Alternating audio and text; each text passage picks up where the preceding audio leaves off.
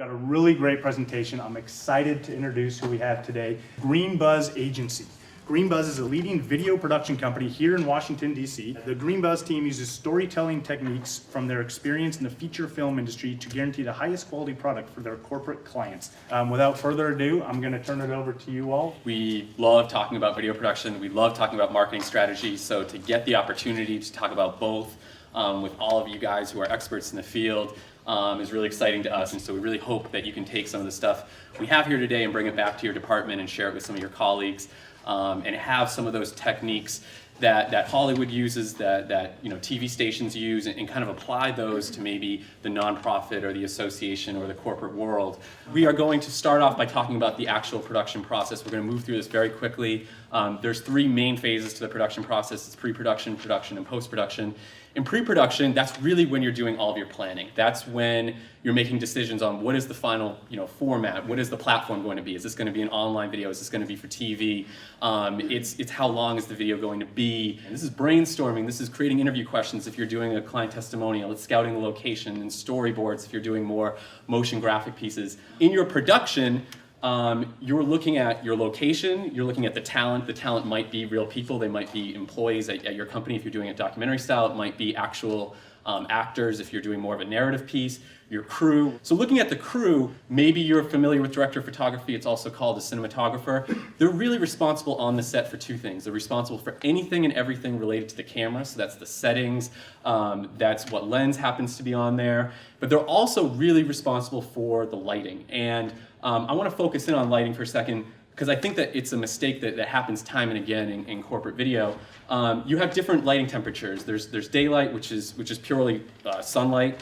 There's tungsten and there's fluorescent, and those are blue and orange. And so sometimes you'll see footage and you're like, that looks horrible, and you're like, why does this look so bad? And it's because you didn't have the right lighting color temperature, and truly it takes decades, and I'm not exaggerating, it takes decades to fully understand lighting, and the top cinematographers have been doing it for 30 and 40 years in Hollywood, so it's a very complicated process. So director, producer on a bigger set, if you're dealing with a set, five crew or larger, you might have these as separate roles. A lot of times on a smaller corporate set, they're going to be one and the same. Your producer is also going to be the director. A lot of times a producer will show up. If it's more of a documentary style piece, they'll be the ones interviewing the subjects.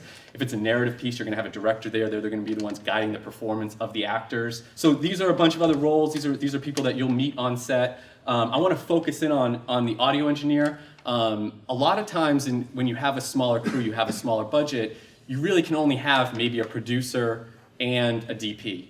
And the third person that might be added to the team is either going to be a camera assistant or an audio engineer. You can control the sound enough if you have one source where you don't need an audio engineer. So that's something that you can remove from your budget. A lot of times it's overkill. You've done all your planning, you've done your actual shoot, you have the footage from that, and now we're going to craft the story. We're going to get into the editing portion of it. And you have your footage from the actual shoot itself, but then you have all these other media assets that you can work with. They might be photographs that you've taken over the years. They might be other video footage from other shoots that you've done. If you don't have the proper and necessary imagery or footage, then maybe you'll buy it. Maybe you'll buy some stock imagery. So maybe there's many sites out there that have thousands of photos if you're just looking for one specific thing. If you're looking for a tractor trailer and there's none around here, you can go and buy that. And then you're dealing with the audio side. You're dealing with music and soundtracks and sound effects. And sound effects, you might not even notice it, but a lot of the higher end pieces that you're seeing have hundreds of sound effects all throughout it. Then you're dealing with motion graphics. So those are your templates. Those are your lower thirds. A lot of times you're IDing people. And so you have all these variables. I mean, I just listed 9, and there's many more than that. And that's the job of these guys. These guys are taking all these different media assets, and they're trying to craft something that fits within your frame of 2 minutes and tell something that's super engaging, that's going to speak to your specific audience.